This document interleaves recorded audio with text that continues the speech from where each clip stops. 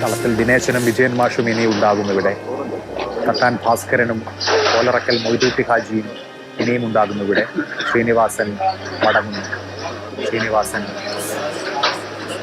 ഒരു ഓർമ്മയായി മാറുന്നു. ശ്രീനിവാസന്റെ രചനാപ്രപഞ്ചം, ശ്രീനിവാസന്റെ രചനാലോകം അതിവിടെ ബാക്കിയാണ്. ഈ മനുഷ്യർ ശ്രീനിവാസനെ അവസാനമായി ഒരു നോക്കുകണ്ട് അശ്രുപൂജ അർപ്പിച്ച് ശ്രീനിയെ ഹൃദയത്തോട് ചേർത്ത് അഭിവാദ്യം ചെയ്തുകൊണ്ട് മടങ്ങുകയാണ്.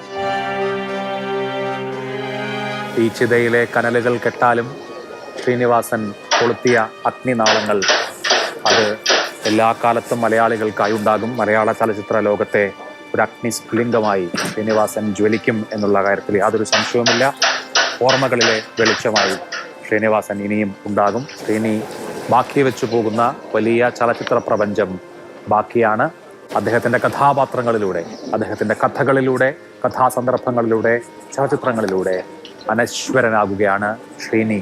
അനശ്വര നക്ഷത്രമാവുകയാണ്. മണ്ണിൽ ചവിട്ടി നടന്ന കഥാപാത്രങ്ങളായിരുന്നു ശ്രീനിയുടേത്. ആ ശ്രീനിവാസൻ മണ്ണിനെ അത്രയും സ്നേഹിച്ചിരുന്ന ആളാണ്. അദ്ദേഹം മണ്ണോട് ചേരുമ്പോൾ കേരളം എന്നെന്നും ഓർക്കും, നിങ്ങളെ മറക്കില്ല എന്ന സന്ദേശം ശ്രീനിവാസന് നൽകുകയാണ്. മഹാചലച്ചിത്രകാരൻ ഓർമ്മയായി മാറും.